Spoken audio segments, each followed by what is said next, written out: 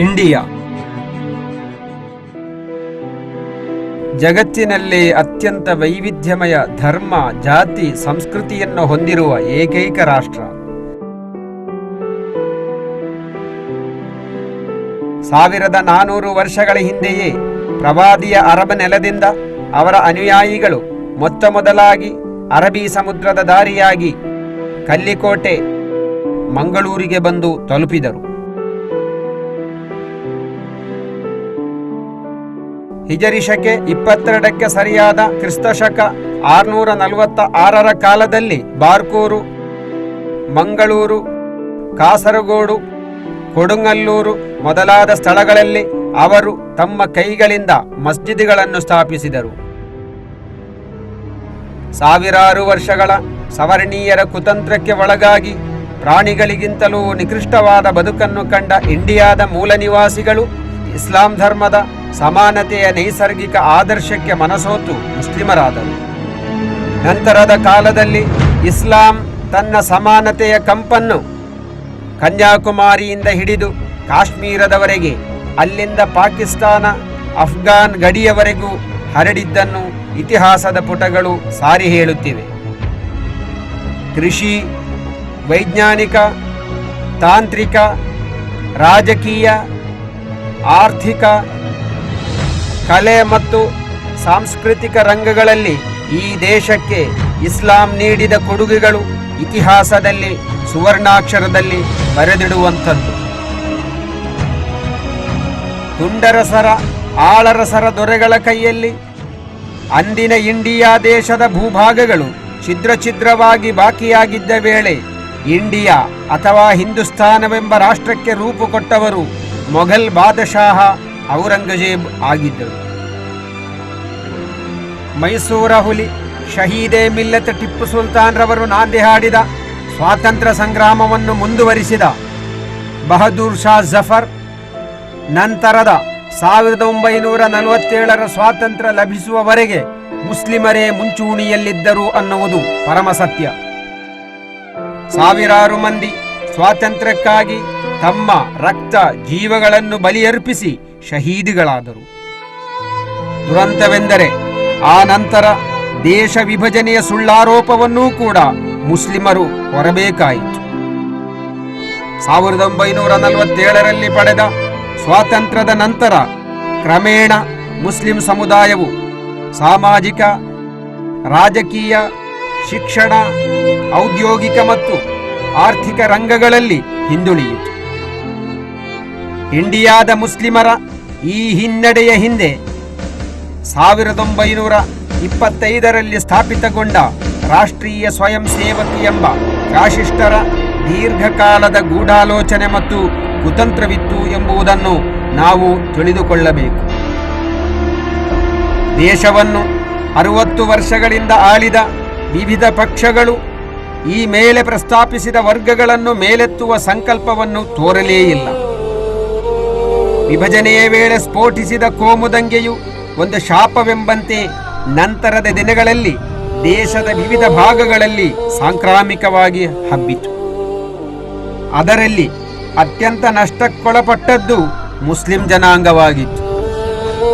ಸಾಚಾರ ಸಮಿತಿಯ ವರದಿಯು ಇಂಡಿಯಾದ ಮುಸ್ಲಿಮರು ತಮ್ಮ ಅಸ್ತಿತ್ವ, ರಕ್ಷಣೆ ಮತ್ತು ಸಮಾನತೆಯ ಬಗ್ಗೆ ತೀವ್ರ ಬೆದರಿಕೆಯನ್ನು ಎದುರಿಸುತ್ತಿದ್ದಾರೆಂಬ ನಗ್ನ ಸತ್ಯವನ್ನು ದೇಶದ ಮುಂದಿಟ್ಟಿತು.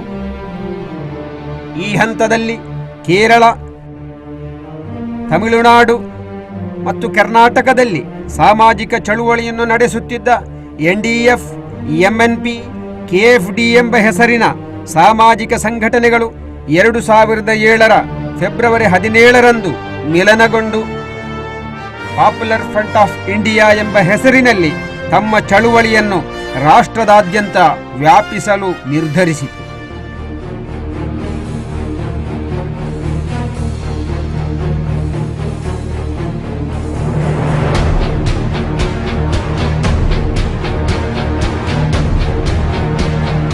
ಸ್ವಾತಂತ್ರ್ಯ,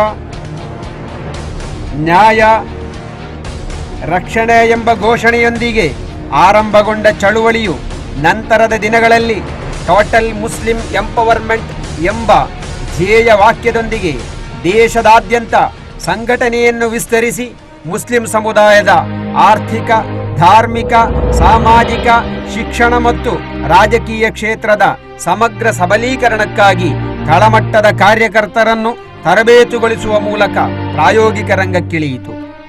ಸ್ವಾತಂತ್ರ್ಯ ನಂತರದ ದಿನಗಳಲ್ಲಿ ಕೋಮುದಂಗೆ, ಬಡತನ, ಹಸಿವು, ಅನಕ್ಷರತೆಯ ನಿಂದನೆಯಿಂದ ಅವಮಾನಿತಗೊಂಡ ಮುಸ್ಲಿಂ ಸಮುದಾಯದ ಮಧ್ಯೆ ಪ್ರಜ್ಞಾವಂತಿಕೆಯನ್ನು ಮೂಡಿಸಿ ಸಮಾಜದ ಮುಖ್ಯವಾಹಿನಿಗೆ ತರುವ ಧೈರ್ಯವನ್ನು ಪಾಪ್ಯುಲರ್ ಫ್ರಂಟ್ ಆಫ್ ಇಂಡಿಯಾ ತೋರಿತು. ವಿವಿಧ ರಾಜ್ಯಗಳಲ್ಲಿ ಮುಸ್ಲಿಂ, ದಲಿತ, ರೈತರಿಗೆ ಸಂಬಂಧಿಸಿದ ಸಮಸ್ಯೆಗಳ ಬಗ್ಗೆ ದನಿ ಎತ್ತಿತು. ಗಾಂಧೀಜಿಯನ್ನು ಕೊಲೆಗೈಯುವ ಮೂಲಕ ಸ್ವತಂತ್ರ ಇಂಡಿಯಾದಲ್ಲಿ ಮೊತ್ತ ಮೊದಲ ಭಯೋತ್ಪಾದನೆಯ ಬೀಜ ಬಿತ್ತಿದ RSS ನಂತರದ ಎರಡನೆಯ ಅತಿದೊಡ್ಡ ಭಯೋತ್ಪಾದನೆ ಎಂಬಂತೆ 1992ರಲ್ಲಿ ಬಾಬರಿ ಮಸ್ಜಿದ್ ಅನ್ನು ಧ್ವಂಸಗೊಳಿಸಿತು. ಬಾಬರಿ ಮಸ್ಜಿದ್ ಧ್ವಂಸದ ವಿರುದ್ಧದ ಪ್ರತಿಧ್ವನಿಯಲ್ಲಿ ಪಾಪ್ಯುಲರ್ ಫ್ರಂಟ್ ಆಫ್ ಇಂಡಿಯಾ ಮುಂಚೂಣಿಯಲ್ಲಿತ್ತು. ಬಾಬರಿ ಮಸ್ಜಿದ್ ಅನ್ನು ನೆಲಸಮಗೊಳಿಸಿದ ಅದೇ ಸ್ಥಳದಲ್ಲಿ ಬಾಬರಿ ಮಸ್ಜಿದ್ ಅನ್ನು ಪುನರ್ ನಿರ್ಮಾಣ ಮಾಡಬೇಕೆಂದು ಕಳೆದ 21 ವರ್ಷಗಳಿಂದ ಸಂಘಟನೆಯು ಪ್ರತಿಭಟನೆಯನ್ನು ನಡೆಸಿ ಕೇಂದ್ರ ಸರ್ಕಾರವನ್ನು ಒತ್ತಾಯಿಸುತ್ತಿದೆ. ಬಾಬರಿ ಮಸ್ಜಿದ್ ನಿರ್ಮಾಣಗೊಳ್ಳುವವರೆಗೆ ಈ ಬೇಡಿಕೆ ಜೀವಂತವಾಗಿರುತ್ತದೆ.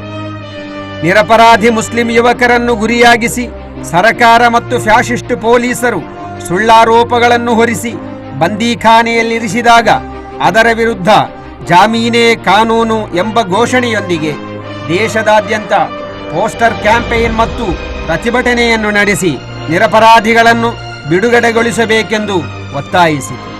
ಸಂವಿಧಾನ ಕೊಡಮಾಡಿದ ಮೀಸಲಾತಿಯನ್ನು ಜಾರಿಗೆ ತರದೆ ಶಿಕ್ಷಣ, ಉದ್ಯೋಗ ರಂಗಗಳಲ್ಲಿ ಹಿಂದುಳಿದ ಮುಸ್ಲಿಮರನ್ನು ವಂಚಿಸಿದ ಸರ್ಕಾರಗಳ ತಾರತಮ್ಯವನ್ನು ಖಂಡಿಸಿ ದೇಶದಾದ್ಯಂತ ಅಭಿಯಾನವನ್ನು ನಡೆಸಿ ಕೊನೆಗೆ ದೆಹಲಿಯ ಜಂತರ್ ಮಂತರ್ನಲ್ಲಿ ಸಮಾರೋಪ ಸಮಾವೇಶವನ್ನು ನಡೆಸಿ ಕೇಂದ್ರ ಸರ್ಕಾರಕ್ಕೆ ಮನವಿಯನ್ನು ಸಲ್ಲಿಸಲಾಯಿತು. ಪಾಪ್ಯುಲರ್ ಫ್ರಂಟ್ ಆಫ್ ಇಂಡಿಯಾದ ಸಬಲೀಕರಣದ ಸಂದೇಶವನ್ನು ಈ ಮಣ್ಣಿನ ಎಲ್ಲ ವರ್ಗಗಳಿಗೂ ತಲುಪಿಸುವುದಕ್ಕಾಗಿ ಸಂಘಟನೆಯ ಸ್ಥಾಪನಾ ದಿನವಾದ ಫೆಬ್ರವರಿ 17ರಂದು ಪಾಪ್ಯುಲರ್ ಫ್ರಂಟ್ ಡೇ ಆಗಿ ಆಚರಿಸಲು ನಿರ್ಧರಿಸಲಾಯಿತು. ಅದರಂತೆಯೇ ಈ ವರ್ಷ ಪ್ರಪ್ರಥಮ ಬಾರಿಗೆ ದೇಶದ ವಿವಿಧ ರಾಜ್ಯಗಳ ಪ್ರಮುಖ ಕೇಂದ್ರಗಳಲ್ಲಿ ಪಾಪ್ಯುಲರ್ ಫ್ರಂಟ್ ಡೇಯನ್ನು ಆಚರಿಸಲಾಯಿತು.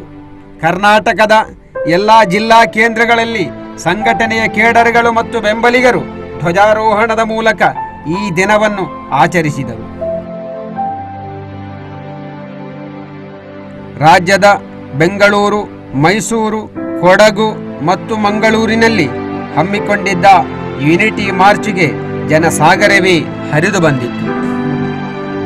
ಮಂಗಳೂರಿನ ಬಂಟ್ವಾಳ ತಾಲೂಕಿನ ಗೂಡಿನ ಬಳಿ ಐತಿಹಾಸಿಕ ಹಿನ್ನೆಲೆ ಹೊಂದಿರುವ ಒಂದು ಪುಟ್ಟ ಪಟ್ಟಣ. ಪ್ರಕೃತಿಯ ನೈಜ ಸೊಬಗಿನ ಮಧ್ಯೆ ಹಾದು ಹೋಗುವ ಬ್ರಿಟಿಷರು ನಿರ್ಮಿಸಿದ ಪುರಾತನ ಸೇತುವೆ, ಟಿಪ್ಪು ಸುಲ್ತಾನರು ಸ್ಥಾಪಿಸಿದ ಹಳೆಯ ತೋಪುಗಳು ಮನಸ್ಸಿನಾಳದಲ್ಲಿ ಸ್ವಾತಂತ್ರ್ಯ ಪೂರ್ವದ ಚಿತ್ರಗಳನ್ನು ಮೂಡಿಸುತ್ತದೆ. ಮತ್ತೊಂದು ಹೋರಾಟದ ಕದ ತಟ್ಟಿರುವ ಪಾಪ್ಯುಲರ್ ಫ್ರಂಟ್ ಆಫ್ ಇಂಡಿಯಾದ ಯುನಿಟಿ ಮಾರ್ಚ್ ಕೂಡ ಇದೇ ಪ್ರದೇಶದಿಂದ ಆರಂಭಗೊಂಡಿತು.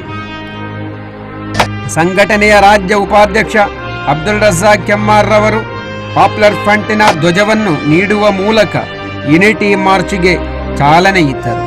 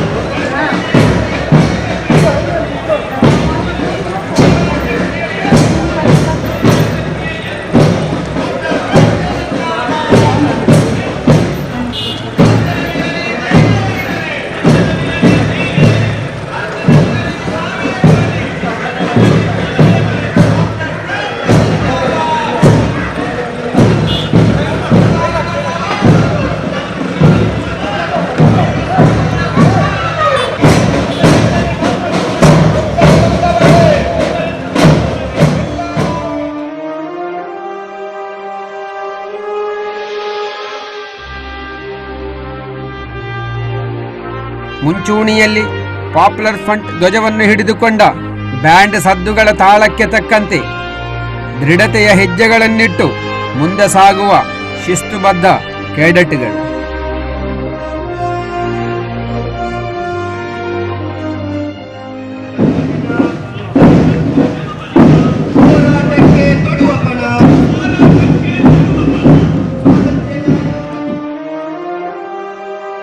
ಯುನಿಟಿ ಮಾರ್ಚ್ ಅನ್ನು ಹಿಂಬಾಲಿಸುತ್ತಿದ್ದ ಜನರು ಕೋಮುವಾದಿಗಳ, ಸಾಮ್ರಾಜ್ಯಶಾಹಿಗಳ, ವಸಾಹತುಶಾಹಿಗಳ ನವ ಉದಾರೀಕರಣದ ವಿರುದ್ಧ ಘೋಷಣೆಗಳನ್ನು ಮೊಳಗಿಸುತ್ತಿದ್ದರು.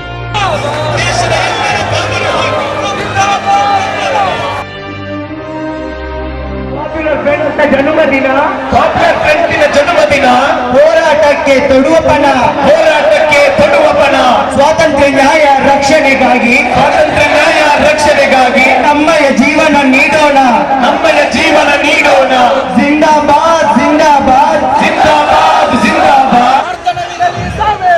ಭಾರತವಿರಲಿ ಸಾವೇ ಬರಲಿ, ಫ್ರಂಟ್ ಮುಂದೆ ಸಾಗಲಿ, ಅಮಾಯಕರನ್ನು ಬಂಧಿಸುವಾಗ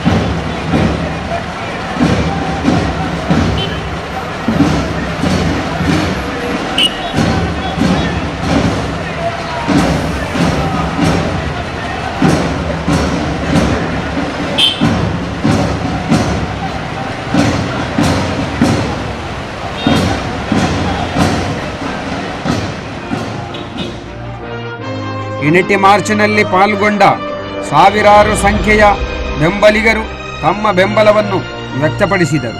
ದಶಕಗಳಿಂದ ಸಾಮಾಜಿಕವಾಗಿ ಮೂಲ ಗುಂಪಾದ ಜನಾಂಗವು ಮುಕ್ತಿಯ ಹಾದಿಯತ್ತ ಸಾಗುವಂತೆ ಅವರ ಮುಖಗಳು ವಿಜಯದ ಸಂದೇಶವನ್ನು ಸಾರಿ ಹೇಳುತ್ತಿದ್ದವು. ಯೂನಿಟ್ ಮಾರ್ಚ್ ಮುಂದೆ ಸಾಗುತ್ತಿದ್ದಂತೆ ದಾರಿಯ ಎರಡೂ ಬದಿಗಳಲ್ಲಿ ನಾಡ ಜನರು ಸ್ವಾಗತಿಸಿ ಅನುಮೋದಿಸಿದರು. ಅವರ ಕಣ್ಣುಗಳು ಆತ್ಮವಿಶ್ವಾಸದ ಬೆಳಕನ್ನು ಹೊರಸೂಸುತ್ತಿದ್ದವು. ಬಿಸಿ ರೋಡ್ ಪಟ್ಟಣವನ್ನು ದಾಟಿ ಅಲ್ಲಿಂದ ಮತ್ತೆ ಕೈಕಂಬದ ಪೂಂಜಾ ಮೈದಾನವನ್ನು ಯುನಿಟಿ ಮಾರ್ಚ್ ಸೇರಿತು. ಜನರ ದೇಶ ಪ್ರೇಮದ ಘೋಷಣೆಗಳು ಮುಗಿಲು ಮುಟ್ಟಿದವು. ದೇಶವನ್ನು ಒಡೆಯಲು ಹೊರಟ ಫ್ಯಾಸಿಸ್ಟ್ ಶಕ್ತಿಗಳಿಗೆ ಸವಾಲೆಂಬಂತೆ ಅದು ಪ್ರತಿಧ್ವನಿಸುತ್ತಿದ್ದವು. ಬಹುಮಡಿ ಕಟ್ಟಡಗಳ ತುದಿಯಿಂದ ವಾಹನಗಳಿಂದ ಇಣುಕುತ್ತಾ ಜನರು ಪಾಪ್ಯುಲರ್ ಫ್ರಂಟ್ ಆಫ್ ಇಂಡಿಯಾದ ಕಾವಲು ಪಡೆಯ ದೃಢ ಹೆಜ್ಜೆಗಳನ್ನು ಕಂಡು ರೋಮಾಂಚನಗೊಂಡರು.